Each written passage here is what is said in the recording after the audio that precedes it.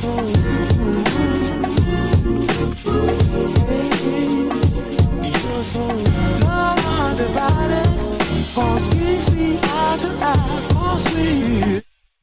was the station master's house.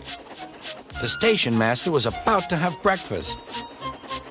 "Horrors!" cried Thomas and shut his eyes. The house rocked, broken glass tinkled, plaster was everywhere.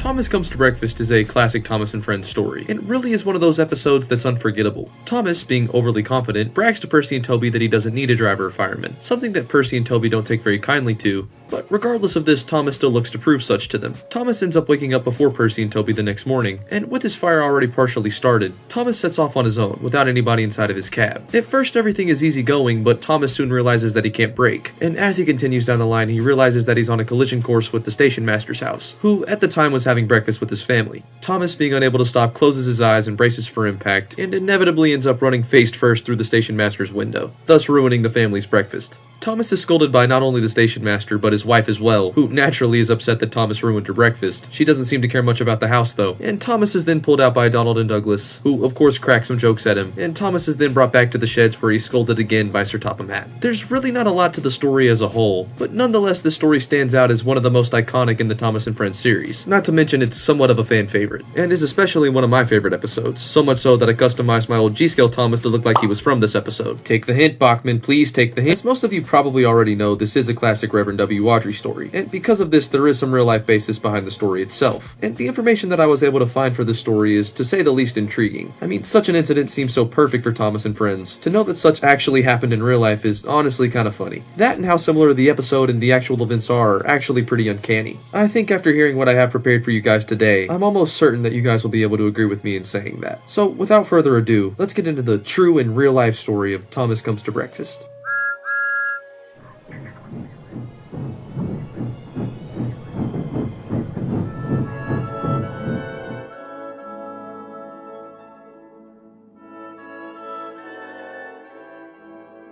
The locomotive that was involved in the incident itself bears a striking resemblance to Thomas, and like Thomas, this event actually comes from the LBSC Railway. The engine was an 062 Billington tank that was stationed at the New Cross shed during the 1910s. One late evening, the washout gang had been operating one of these engines, and after refilling its boiler, had left its regulator slightly open. This would ultimately go unnoticed by the firelighter, and thus as consequence, the engine numbered 166 had managed enough steam to move on its own. She quietly would end up slipping off from the yard. According to the rules and regulations of the railway, the reverse lever on the locomotive should have been put in mid-gear, but by the general cursedness of things, it of course wasn't. To add insult to injury, the handbrake wasn't screwed on either. No one would actually take notice to the locomotive leaving the yard, as most would assume that it was being moved by the shed driver. The particular line that the locomotive would find itself on would follow the yard down to a hoist, under which engines would be lifted for spring adjustments and so forth. However, because of this, there were no buffer stops. Only the boundary fence, and beyond that would be the station master's house. The locomotive would push the fence out of the way with little effort, and make itself quite at home in the station master's parlor. The damage the locomotive caused to the house was so severe that it actually had to be propped up before the locomotive could be pulled out. Unfortunately, it's unknown if there was a nagging wife there to make the locomotive feel bad at the scene. How close these events are to the story that the Reverend W would write is honestly kind of shocking, but as I've said before, I really shouldn't be surprised with these true stories. I guess this was just more one that I didn't expect, and truth be told, I don't think I'll be alone in thinking such.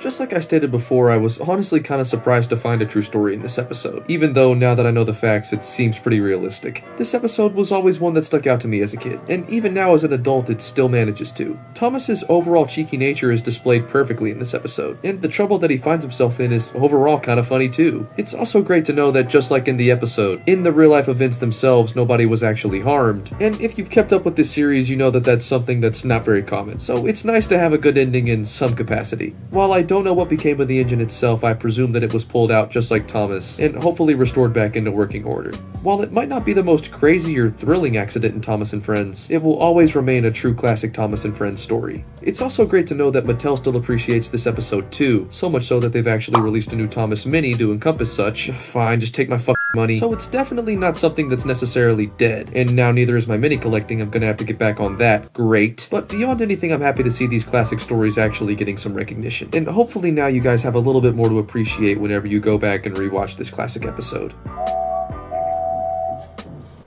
The engines found it hard to sleep. What we need, suggested Toby, is to listen to a story. A mysterious story, said Percy. But, added Duck, it must have a happy ending. Driver told me a story, said Thomas. So everyone listened. Once upon a time, began Thomas.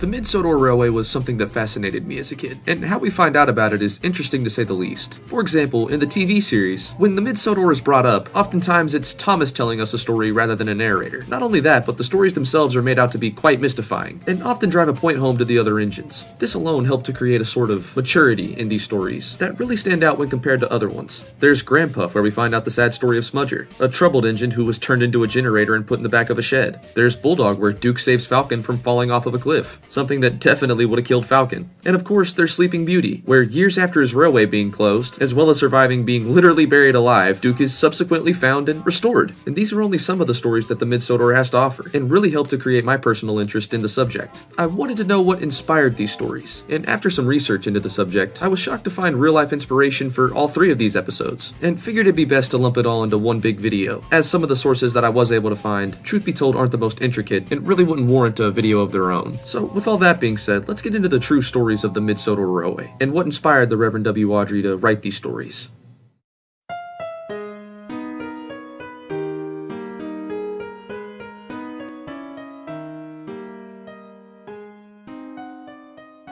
To start things off, I figured we'd begin with the most well-known Mid-Sodor story, again being the sad story of Smudger. It's also the smallest source, so oops. During the 1960s, the Reverend W. Audrey would actually pay a visit to the Festoing Railway, the real-life inspiration for the Mid-Sodor and Narrow Gauge Railway. At the time of this visit, one of the locomotives known as Palmerston was being used temporarily as a stationary boiler. What's interesting to me is the locomotive looks a lot more like Duke, but the inspiration that the Reverend W. would take here is pretty clear. That, and as we all know, there were other plans for Duke. It's fun to think about if him and Smudger switched places, but I'm honestly happy it's not so.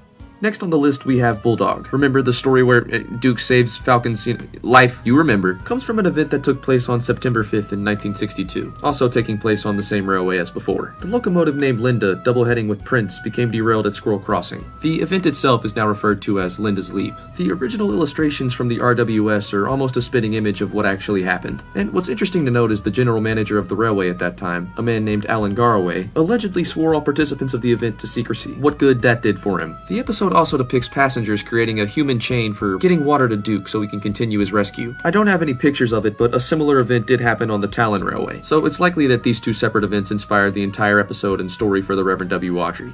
Lastly, but definitely not least, is the story of Sleeping Beauty, where basically after many years of being left and forgotten, everyone's like, yeah, we're gonna go save Duke now. And Topham's just like, that's a great idea. And basically they create a search party to go save and rescue Duke. Something that they are successful in doing, but by complete accident, as one of the volunteers would fall through the roof on top of Duke. In real life, it would be a Baldwin engine, an 1878 442, known as Coronel Church, which would operate on a small line in Brazil. In August 1879, the locomotive was left abandoned, as the EFFM line, which at the time only spanned 6 kilometers, would abandon the project, as most work crews would succumb to malaria. This, however, would not be the end of the locomotive, which would then be used by local villagers, as not only a hen house, but a bakery oven and a water tank.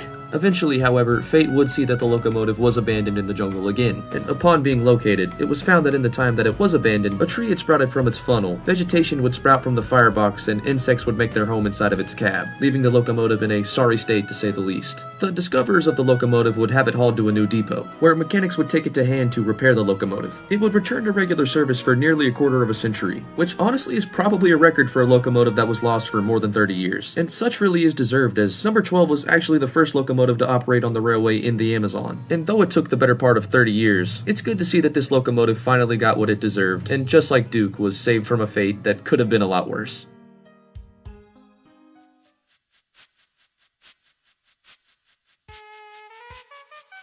Like I stated before, the Mid-Sodor Railway has always been fascinating to me, and now that I've been able to go back and find out all of this extra information, such is even more true, as I've argued in the past that the narrow gauge engines, as well as their stories, have a much more dark tone, and in a lot of ways these true stories help to highlight that, and definitely helps to explain why these stories feel so much darker. I wish more stories about the Mid-Sodor were made and especially adapted, but with the couple that we were able to get, the picture of the Mid-Sodor is painted almost perfectly, and definitely helped to inspire me as a child, not only through my own storytelling, but showing me how in-depth the universe of Thomas and Friends really is, and finding out what inspired the person that inspired you really did help to add to my personal interest, and hopefully I did the same with you guys. If there's any other episodes you guys think I should check out, be sure to let me know down in the comments. And thank you to everybody who suggested me to do an episode on the Mid-Sodor, as you guys really did help me find the motivation to do such, and I really couldn't be happier that I did. Hopefully you guys enjoyed, and I'll see you guys in the next one. That was down to David Mitton. Already a veteran craftsman of animation and special effects, he'd learned his trade on the Thunderbird series, now enjoying a revival. The idea of drawing the engines was rejected. Instead, they decided to use models, so Thomas got his very own studio. Morning, boys. Morning. Thank you. Excellent. The series is filmed on a huge train set, forever changing to accommodate each story. The detail is extraordinary. With the enthusiasm of those one suspects would be playing trains anyway, Mitton and his team have built a fantasy world beloved by children everywhere. Everything comes in two sizes. Close-up shots on the footplate, for example, are filmed on large-scale models, though these don't move. Each miniature engine, and there are now 17 of them, has several dozen faces to capture the mood of the moment. But it's the eyes, animated by radio control, which give each engine a personality of its own. It's this characterization which has made Thomas and his friends so popular. There's little nuances to every engine. Each one performs differently, has different functions. So they're all lovable in their own way. They're like dogs, really. I mean, they're all little things. Once you get hold of them and you don't really insult them, that's the thing, they hate being insulted. And they won't work, you know, if you insult them. Have any of the engines given you particular problems? Well, I get a bit of lip from one or two of them, you know. Gordon's a little bit reluctant to turn out in the morning. He's a good engine in the afternoon. Whereas Percy and Thomas love the morning. Yeah, they're very good in the morning. Thomas the Tank Engine is by no means cheap to make. Each 5-minute episode takes a week to film and costs £50,000, more than $1 million for a series. So overseas sales are essential. Japan, land of the bullet train, loves Thomas too.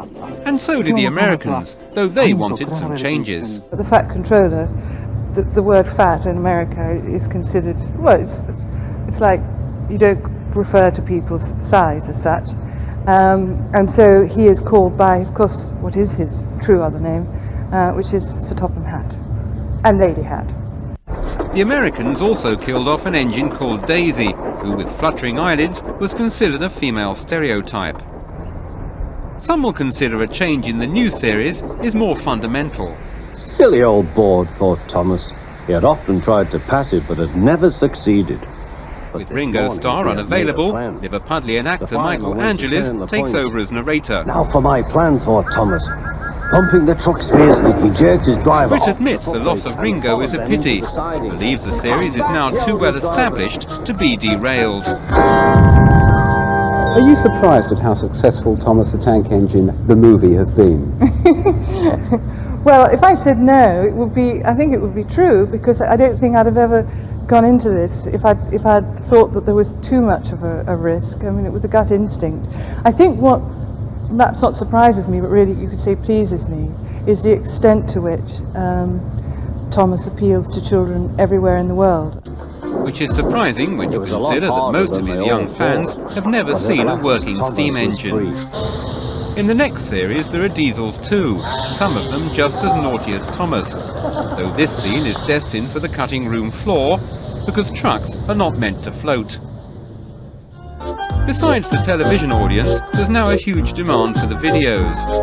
Of all children's programs, only the top Disneys sell more. Thomas the Tank Engine seems unlikely to run out of puff for some years to come. When most people hear the term Thomas the Tank Engine, understandably they're gonna think of talking trains, very bright colors, and children's stories, as that's largely what the show became. However, I'd argue there are many more iconic features than just that. For example, in reference to the model series, they had two main ways of grounding all of these things. One with very realistic and grimy sets, and two with the rolling stock the locomotives would pull. It created a contrast that somehow brought all of that into the real world, or at least made it feel like it could have been such. I'd personally argue that rolling stock is one of the most important features of the model era, and because of that, I thought it'd be fun to bring back the history of series one more time for another go. This time finally on them, the standard gauge Troublesome Trucks. Or realistically, all of the ones that are on Thomas Tank Merch's blogspot. Really quick, I want to give a huge thank you to Ricky and Lewis for giving me permission to use such to make this video. I highly recommend you guys check that out after this. It's a better way to see the rolling stock more up close from some of the people who actually own them. This is made to be more of a video-like narrative to go alongside it. So with all of that out of the way, let's go ahead and jump into it. Starting with the most iconic Troublesome Trucks, the 7-planks. Now, these are the first trucks that come to mind when people think of Troublesome Trucks, and the crew had easily more of these than anything, and naturally we would see many versions throughout the show.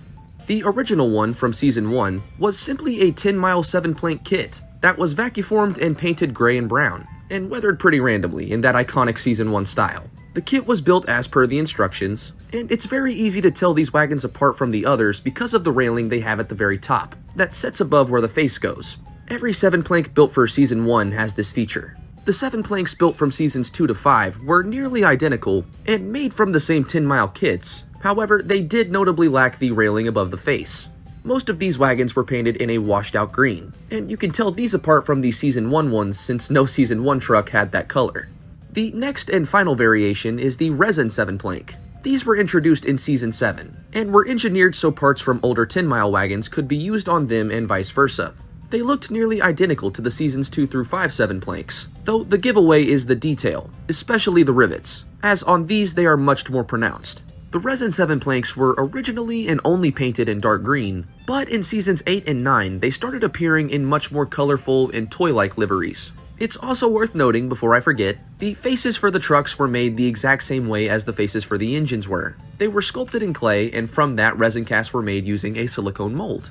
Instead of having an eye mech, the wagons had painted eyes with stickers as pupils, so they could often be rearranged and moved. All except for Season 1, which instead of these faces would use stickers. That's the only time I'm going to bring up faces since I don't want to be repetitive, so that not only applies here but for the others as well. And with the 7-planks out of the way, let's move on to the tankers. The standard tankers seen from Seasons 1 to 9 were standard 10-mile tanker kits. A few specialty tankers were made from Seasons 8 to 9, however, from resin. The only time the tankers were seen with faces was in the Season 4 episode Toad Stands By, and these are the same faces used on the narrow-gauge slate wagons. During Season 8, the cream and raspberry syrup tankers were made new from resin, but were not copies of the original 10-mile design. I'd say the most notable difference is the tank itself. During Season 10, they made resin copies of the actual 10-mile tankers, which can be seen here in the episode Toby's Afternoon Off, and many of those tankers were, and currently are on display at Drayton Manor. Only one of the iconic Sodor fuel tankers was ever made, and is seen here on display at Nitrogen Studios in 2013. And here's a photo of a normal 10-mile tanker provided by Thomas Tank Merch. Personally, I'd say the tankers are some of my favorite rolling stock ever, so it's kinda cool to know how many different variants they actually had. Even more weird to know they only had one Sodor fuel tanker. But let's not hang on that for too long, and instead move on to the CCT or utility vans. Now, the CCT vans are fan favorites, and have appeared as both regular utility vans as well as mail coaches, of which several variants exist. The first version we ever saw was a stock 10-mile kit, save for the fact the bogies were replaced with single-axle wheel sets. Another CCT was built per the kit instructions for the Season 5 episode Something in the Air. The mail vans built for Season 3 were made to the exact same design, save for the fact this time they had the right bogies, and new mail coaches were made from resin for Thomas and the Magic Railroad, and were used for the rest of the model era. Thankfully, these are pretty easy to spot, since they have a very large roof that overhangs pretty notably, as well as set on a completely new chassis. The 10-mile CCTs last appeared in the Season 6 episode, The World's Strongest Engine and Elizabeth the Vintage Lorry. They also had a coach that was used for scrap in a few background shots. From there we move on to the Salt Vans. The Salt Vans were seen up to Season 7 and then again in Season 12, and made from normal 10-mile kits, just like the others. They originally were seen in two colors, cream and brown, and would remain these colors until Thomas and the Magic Railroad. Magic Railroad on, the Salt Vans were painted white, as well as a more red-brown. Duck is seen here pulling the white version in a Season 12 episode Best Friends. Resin versions of the Salt Vans were never made, and the 10-mile ones were used right up until the end. Here we can see a photo of the Salt Van Thomas Tank Merch owns, and here's a photo of the Salt Van as seen in the 1986 10-mile catalog. Next, we move on to the LBSCR van, which, much like the Salt Van, was built for the second season and lasted well into the hit era. Notably, we can see two of these vans in this shot from the Season 2 episode, Dirty Work. The vans were painted a weather brown until Thomas and the Magic Railroad. It's not 100%, but the last time one of these vans was ever seen was in the Season 10 episode It's Good to Be Gordon, seen all the way in the background in the far right. Just like the Salt Van, these never had resin copies made of them, and the originals would appear until the show's end. Another fan favorite and a personal favorite of mine is the Linton and Barnstaple closed van, built for Season 2 and seen up until Season 5. These pretty iconically were seen in the Season 2 episode A Close Shave. And what's very interesting about these vans is they're made to be 16mm narrow gauge models that actually ran on O-gauge track. The crew either did not know this or chose to ignore it, and built them to run on gauge 1 track with buffers and chain link couplings, which is why it appears so large when compared to other rolling stock.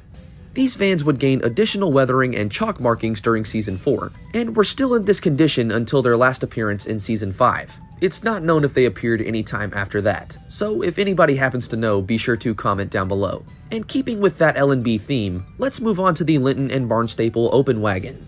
Now, just like the van, this was introduced in Season 2, and was also intended to be a narrow gauge model for 16mm track. These wagons, however, would blend much better with the rolling stock already made, unlike their very large and awkward counterparts.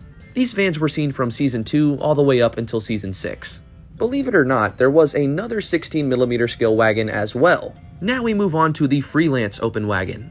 This tiny truck is not based on any particular design. It was one of 10 Mile's own designs, and meant to complement the many Freelance narrow gauge live steam locomotives found in 16mm scale. In Thomas, however, these wagons were built to gauge 1 for the second season, and lasted all the way up until Season 6. Much like the L&B open wagon, these would blend with the other rolling stock very well, though unlike the van, would almost suffer from being a bit small, which I also guess is one of their most iconic features. These things are pretty tiny, which we can see here in this photo provided by Thomas Tank Merch. And that, ladies and gentlemen, has been how they made the Troublesome Trucks. It would take a very long while to go through where every single one ended up, and to be honest, I don't really know. Many are at Drayton Manor, some I'm sure are in Mattel's storage. We're lucky enough that Thomas Tank Merch has a couple, but with all of that aside, hopefully you'll leave this video with a little bit more knowledge than you already had, and just maybe a new appreciation for the rolling stock we grew up seeing.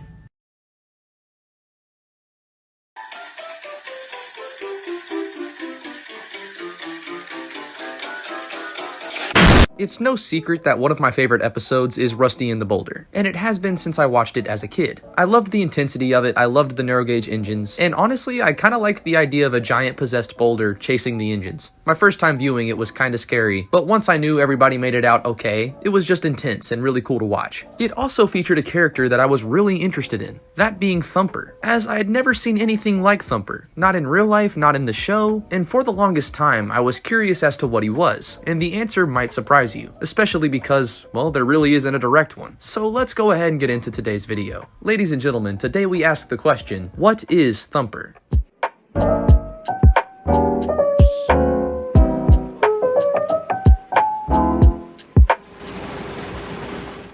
Directly, Thumper is a heavy-duty quarry machine, with 2 arms and caterpillar treads, and we see in the episode he's featured in that he's used for loosening rocks. It's called Thumper. Apparently it helps collect the rock faster, replied Edward.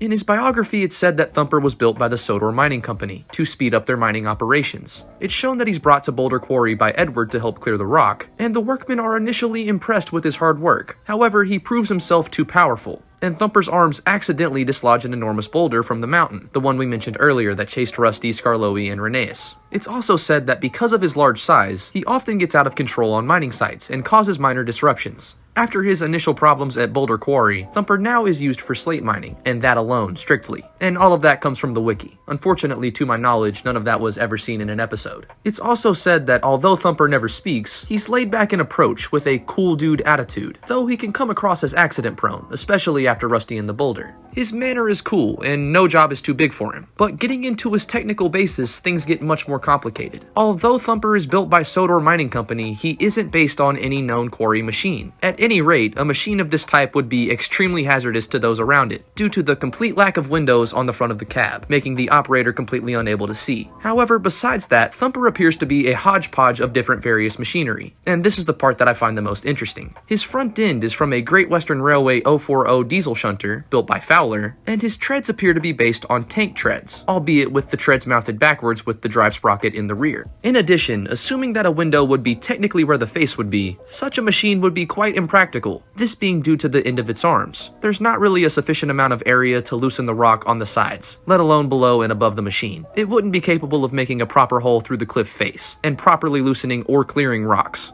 The arms appear to be on a non-flexible joint, with the side rods attached to the inner arms appearing to be quite thin, thus potentially leading to the machine being more capable of damaging itself than loosening or clearing rocks. So unfortunately, we don't really have a direct answer, besides he's a Fowler GWR diesel shunter mixed with a tank that I refuse to try to pronounce. And with that, unfortunately, there's not really a proper answer. He's just a custom machine made by Sodor Mining Co., and it's a shame we never got to see more of him. He actually had 3 different facial expressions made for him, that being his happy, worried, and angry faces, but only his happy face was ever used on screen. And Thumper's model is currently on display at Drayton Manor, are you kidding me? Yeah, unfortunately, it's not looking like our boy's in good hands. But at least his model, survived, I guess, if you can count that as surviving. Another cool tidbit is the diesel shunter Thumper is based on is the number 1 of the Great Western Railway. And with that, ladies and gentlemen, Thumper is a mix of a lot of things. But to make things a little bit more simple, I'll cut it down to an 040 diesel shunter with tank treads and arms. And the funny part is, that's not even a joke. Though in the show he was made by Sodor Mining Co., in real life his creation was due to Britt Allcroft and David Mitton. And his Gauge 1 model, besides all of that, is more interesting still, being that the entire thing was made out of plastic. And just like the engines, he was painted using glossy car body paint. The wheels and caterpillar tracks were actually sourced from a KV-1C tank model made by Tamiya, and the model was equipped with a motor to power his arms, but only his arms. Unfortunately, I don't believe his treads actually were powered. And that, ladies and gentlemen, is basically everything we know about Thumper. Hopefully you guys found this just as interesting as I did, and if you guys enjoyed the video, be sure to like and subscribe for even more train content. There's always more stuff on the way. I am not going round. I am going round the... Hammond, don't be an arse. Hammond, stop it. Hammond! Hammond! Tell us what it's like. Tell us what you can see. Whenever you think of Thomas and Friends, a villain character probably isn't the first thing you think of. To many people, that statement may even sound crazy. A kid's show with a villain, let alone Thomas, how would that even work? Well, ultimately, there's plenty of examples of this, from the trucks to, of course, the diesel engines. But one in specific hits my mind before anything when talking about the latter half. Sydney. No, jokes aside, we've talked plenty before on this channel about why I think Diesel 10 is the perfect villain, or at least embodiment of villainry in Thomas and Friends. He's the big, yellow, hazard-striped, evil-faced Diesel with a giant metal claw and maniacal laugh. what more do you need? Nothing about that really screams good guy, and for good reason. As interesting as Diesel 10 is, though, he is pretty confusing. We're told in Magic Railroad he was once on Sodor, we see him fall off a viaduct and onto a barge. Eventually he's brought back to Sodor. It's sadly not the easiest thing to keep up with. And today I thought it'd be fun to make a full timeline of what we know about Diesel 10, aside from the evil Diesel tried to kill lady obvious shtick. So long intros aside, let's go ahead and jump into it. So Diesel 10 is a BR Class 42 warship, albeit modified, but we don't know exactly when. It's assumed he was built sometime between 1958 and 1961, like the others of his class. And as we can see, at some point he's given Pinchy and other potential modifications we can't really see. This is presumed to be done by P.T. Boomer, but with his part being ultimately cut from Thomas and the Magic Railroad, we won't be focusing too much on him. Thomas and the Magic Railroad came out in 2000, but we know the movie takes place in 1999. This due to the real-life scenes involving Lily, and the hints to her age being the same as Mara Wilson's. From this, we can draw a somewhat loose but seeable timeline. The accident that happened many years ago likely happening shortly after the build process. I'd assume in the early to mid-60s. This also could line up with a younger Burnett Stone, who as Lily's grandfather protected Lady and could have had to deal with this situation firsthand. That's my idea for a general time at least. Now let's get into a overarching story. Now as I said before, Diesel 10 was around pre-Magic Railroad, and of course in this visit to Sodor attempted to kill Lady the first time. Lady is derailed, severely damaged, and hidden away after such, but he ultimately fails in the plot. Flash forward to 1999, he's back and trying this all again. Once again trying to destroy all the steam engines. He basically causes lots of smaller events to happen, gets into mini quarrels with other engines, but in the end, however, he is defeated by Thomas, Lady, and plot devices, falling off a viaduct and into a barge, where he's then shipped to God knows where. That's the long and short of Magic Railroad. But as we know, that is not the last time we see Diesel 10. Now we move to Calling All Engines, which released in 2005. This movie saw the reintroduction of the evil Diesel in a, well, not so evil way. Off-screen, at some point, Topham decided to give Diesel a second chance, giving him a large part at the scrapyards. Basically, he just scares Thomas and Percy. Thomas is too scared to talk to him after their previous encounters, but after a water tower collapses and Thomas is left with no other choice, he kinda just has to man up and ask Diesel 10 for help, which surprisingly goes very well. Of course, there's some slight hesitation between the both of them, but Diesel 10 agrees and gets the job done. We don't know much about what happens after this directly, but we can assume Diesel 10 is made a permanent part of the railway. After this, he wouldn't take up many roles, since that's just not the direction Thomas and Friends was trying to go. Though we would see him at least one more time, and this is sorta how we know this. For example, we have the Great Discovery. In a small scene where Thomas is missing, Diesel 10 is amongst the Diesels conversing about the disappearance. We're never told what he's saying specifically, but the entire portion of this movie is dedicated to the engines being worried about their friend. In this, we're shown Diesel 10, and there's a part of me that likes to think even he was a little bit worried about that blue puffball. So, is that it? Is that the full Diesel 10 timeline? A villain turned softy after some blue engine friendliness? Well, in the model series, at least. Day of the Diesels. I don't hate this movie, and I don't want it to come across like I do. It's definitely not the worst Thomas movie ever made, but it is just slightly annoying, especially in the overall timeline we're trying to lay out. So Percy and Thomas aren't doing so well as friends in this movie, and seeing an open opportunity, Diesel 10 goes back on all of that character development we just talked about, to manipulate Percy so the Diesels can ultimately take over the Steamworks. What? I've always said Diesel 10 works so much better as a villain, and I'm not trying to go back on that now, but I'm also a fan of character development, and this movie just seemed to forget about the large bit Diesel already had. Personal pettiness aside though, of course the plan is foiled. Thomas is almost killed in a fire, and most annoyingly of all, this all comes to a head with a stern talking to from Sir Topham Hatt. Yeah, Diesel, you didn't just lead a crusade and take over a piece of land. Don't let a single "oh no" stop you now, oh god. And that's sorta where we end off, but not really. Nothing very substantial happens with Diesel Tin after this point, but we do see some doubling down on the anti-struggling hero, which ultimately I did enjoy. Come Christmas time, Diesel Tin is jealous at the decorations the steam engines have, and he decides to steal them for the Diesel Works. Let's be real, it's a rude and shitty act for sure, but I can't help but get the feeling that it's more than that to Diesel. To him, it's a fairness thing. And to see Diesel Tin, of all characters, be the one to take charge and try to do more for his Diesel counterparts, I mean, I personally really enjoyed that. Now, in the end, it turns out Diesel never had to do any of that anyway, and Sir Topham Hatt actually got the Diesel Works their very own ornaments. So, in the end, in a very Grinch-like tale, he returns the old ornaments to the Steam team. And sadly, overall, not really doing as much as he probably wished he did, but definitely growing in the process. He doesn't have to feel that way anymore. And while I love the evil and mean Diesel, it really was good to see that humble side the hit era tried to make come back out, even if just for a little bit. And that, ladies and gentlemen, was the story and timeline of Diesel Tin.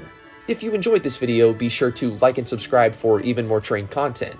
And on the chance there's any other characters I should talk about in this format, be sure to let me know in the comments. Like I said before, I know I've talked about Diesel Tin plenty of times, but I don't think I've seen a video that lays out the entire timeline of Diesel Tin, so I kind of just wanted to try that out.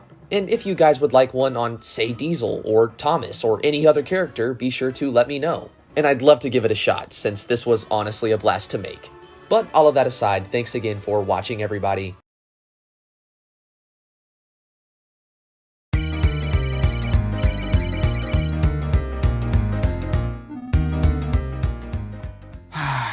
The BBC pilot. What an unfortunate name. And if you've tried to keep up with it, what even more unfortunate circumstances. It feels like for years we've gotten different bits of information, rumored release dates, straight up misinformation. It's been kinda hard to keep up with. But what if I told you guys there was finally something legitimate out there about this pilot? You'd probably say I already know, but for those who don't, the actual model of James from this pilot has been leaked. Or I really wouldn't call it leaked, it's been revealed and actually has been for about a year now. It was recently found on Twitter, however, and this is where I found it, so credit where credit is due. But in a BBC magazine posted in February of 2021, we actually saw a picture of this James as well as the letters that Audrey sent to the BBC, complaining about the pilot itself. If you didn't know the entire thing was kinda troublesome, we can hear more about this in the text itself, which reads, "This file documents the production of the ill-fated 1953 television version of Thomas the Tank Engine, broadcast live using Hornby train sets. A series of correspondence illustrates how initial enthusiasm turned to horror as the broadcast failed disastrously, with derailing trains and frantically improvised narration. Highlights include baffled letters from the Reverend W. Audrey, author of the Thomas books, and an irate memo from the controller of programs calling the entire effort pathetic. Sadly, no recording of this program exists, but at least we have this hilarious file to bring the unfortunate debacle to life in our imaginations. So, sadly from the source, there is no known recording. We'll likely never see the entire production. But you know what we do have? James. And that's plenty for me. So let's talk a bit more about this James, since there's quite a bit of information out there that's kinda just inaccurate to the pilot as a whole and to this model. Let's first start with what this James is not. You've probably seen these O-gauge models floating around before. It's been said numerous times by numerous people that these are the 1953 pilot engines. This is incorrect, but they were made by the same person, that being P.R. Wickham, a model railway legend. And while I'm not sure if these models were made on commission or for a private collection, it is known that these models were O-gauge and the pilot used HO gauge models. So sadly that is not true, but they do look similar, and that's because they were probably built in similar ways, not to mention with a similar style, being made by the same person. I say P.R. Wickham is a model railway legend because, well, he is. This may not surprise some of you, but the James model you're seeing here is made of balsa wood. And this man was notorious for being able to make any train out of balsa wood or cardboard. He published a book of model railways, or the book of model railways if you ask me, and this is detailed extensively in such. Here we can see how he made boilers and other parts of the engines with cardboard, as well as different cab parts or tinder pieces. He was definitely a man who worked with what he had, and this James is pretty much a product of that. The entire thing isn't scratch-built, however. A lot of people think that James uses a Duchess chassis. While Gordon and Henry probably did, James uses a backwards N2, which, if you ask me, is smarter to do anyway. That probably saved him a lot of time. It's literally the same configuration, just flipped. It is, however, possible that the tender chassis was used from a Duchess. This sadly can't be confirmed, though. The body of the tender is likely balsa wood, just like the body of James, but the chassis of such could have been sourced from any number of things, if not handmade. What I find a bit interesting is how they made the faces. You'd assume this would be normal clay, but it turns out it was something a bit more unique. These were made using plastone, a form of plastine which will harden in exposed air. And as we can see from the images, it used a normal type of Hornby coupling. The model itself was made referencing the Reginald Dalby illustrations, and while we can't be sure since the entire production is basically lost, I assume James was probably one of the better performing engines out of the lot. If they literally just used a N2 chassis flipped around, maybe with the motor flipped as well, I mean, at least in my head, that sounds like it'd make for a pretty good runner, especially when compared to other engines that likely were made from butchered Duchess classes. Either way though, in the words of Plains Models, the most James thing to James is to be the only surviving image from a story that he has no part in. And you know what? For that reason, I kinda love it a little bit more.